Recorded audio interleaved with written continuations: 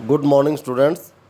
आज हम 11वीं कक्षा के ज्योग्राफी का भौतिक भूगोल के मूल सिद्धांत फर्स्ट पार्ट इसका थर्ड लेसन का सेकंड लेक्चर शुरू करते हैं। पिछले लेक्चर में हमने पृथ्वी की आंतरिक संरचना के बारे में पढ़ा कि पृथ्वी की आंतरिक संरचना कैसी है और इसके बारे में जानकारी हमें कैसे मिलती है। पृथ्वी की आंतरिक संरचना की जानकारी हमें प्रत्यक्ष और अप्रत्यक्ष दो प्रकार के स्रोत हैं जिसके द्वारा हमें पृथ्वी की आंतरिक संरचना के बारे में पता चलता है। तो जिस तरह से हमने भूकंप के बारे में देखा कि भूकंप किस प्रकार से भूकंप आते हैं, उनके प्रकार क्या है और किस तरह भूकंप आने से हमें पृथ्वी के आंतरिक भाग की जानकारी मिलती है। इसके बाद भूकंप के प्रभाव। भूकंप एक प्राकृतिक आपदा है।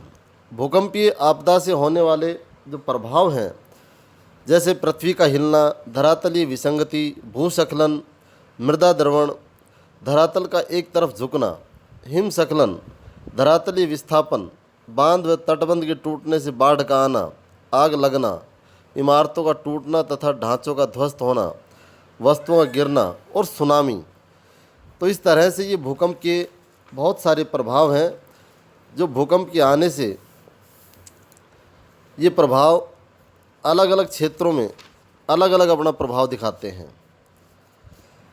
उपरोक्त सूचीबद्ध प्रभावों में से पहले 6 का प्रभाव स्थल रूपों पर देखा जा सकता है, जबकि अन्य को उस क्षेत्र में होने वाले जन व धन की हानि में से समझा जा सकता है।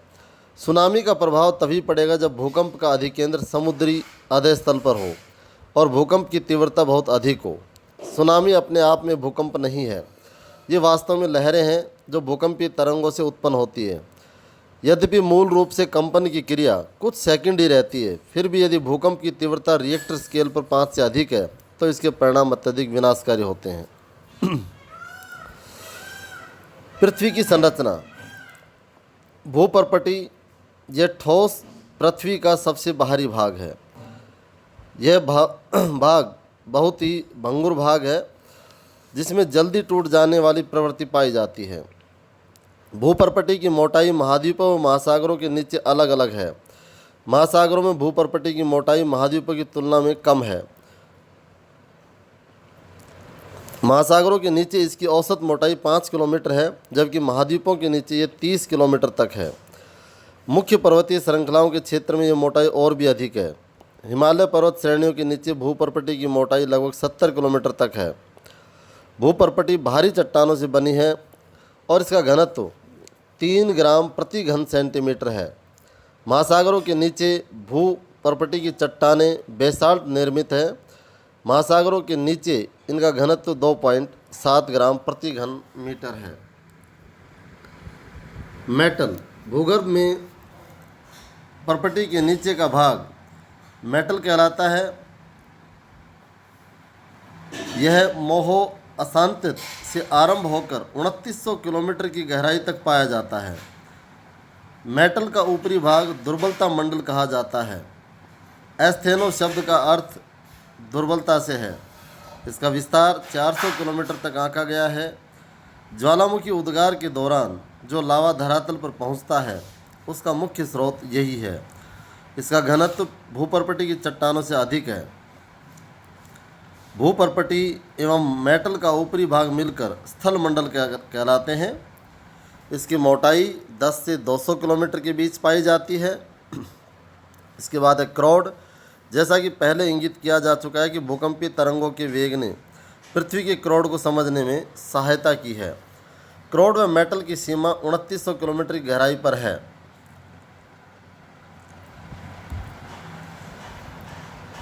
बाह्य क्राउड तरल अवस्था में है, जबकि आंतरिक क्राउड ठोस अवस्था में है। मेटल व क्राउड की सीमा पर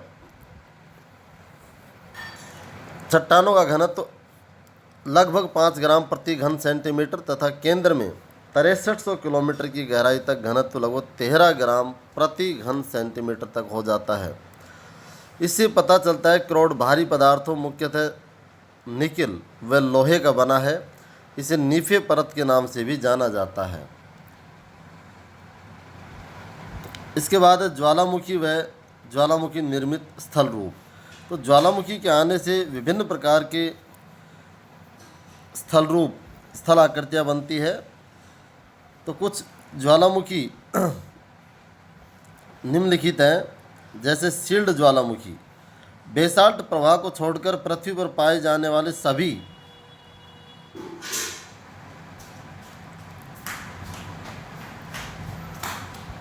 बेसाल्ट प्रवाह को छोड़कर पृथ्वी पर पाए जाने वाले सभी ज्वालामुखियों में शील्ड ज्वालामुखी सबसे विशाल है।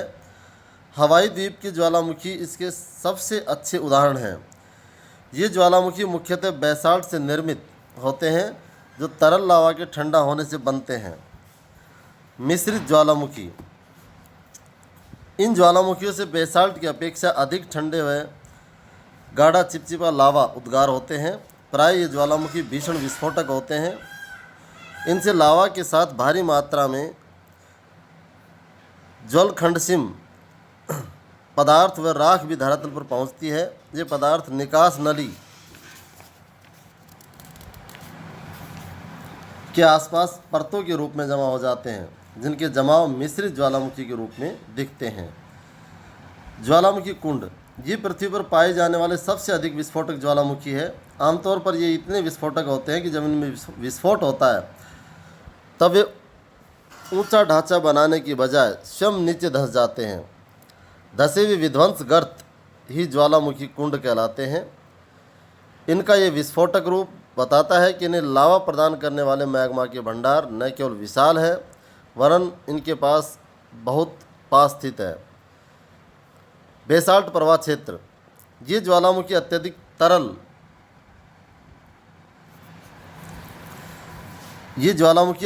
तरल लावा उगलते हैं, जो बहुत दूर तक निकलता है। संसार के कुछ भाग हजारों वर्ग किलोमीटर घने लावे प्रवाह से ढके हैं। इनमें लावा प्रवाह क्रमानुसार होता है, जो कुछ प्रवाह 50 मीटर से भी अधिक मोटे हो जाते हैं। कई बार अकेला प्रवाह सैकड़ों किलोमीटर दूर तक फैल जाता है। भारत का दक्कन ट्रैप, जिस पर वर्तमान महाराष्ट्र का ज़्यादातर भाग पाया जाता है, वृत्त बेसाल्ट लावा प्रवाह क्षेत्र है। मध्य महासागरीय कटक ज्वालामुखी, इन ज्वालामुखियों का उद्गार महासागरों में होता है। मध्य महासागरीय कटक एक श्रृंखला है जो 70,000 किलोमीटर से अधिक लंबी है और जो सभी महासागरीय बेसिनों में फैली है।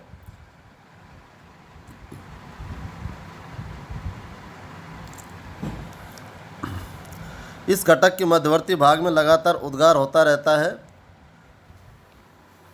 इसके बाद ज्वालामुखी स्थल आकृतियाँ, अंतर्वेदी आकृतियाँ। अब देखिए ये अंतर्वेदी आकृतियाँ क्या होती है कि ज्वालामुखी जो स्थलाकृति बनती है उसके अंदर ज्वालामुखी उद्गार से जो लावा निकलता है उसके ठंडा होने से आग्नेय शैल बनती है।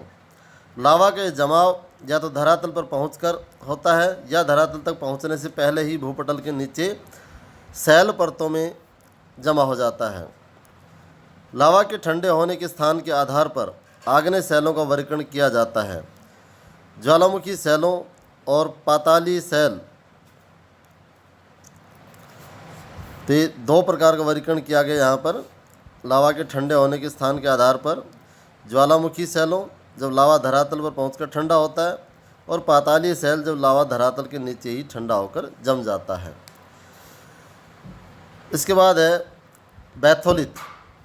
यदि मैग्मा का बड़ा पिंड भूपर्पटी में अधिक गहराई पर ठंडा हो जाए तो ये गुंबद के आकार में विकसित हो जाता है, जिसे हम बैथोलिथ कहते हैं।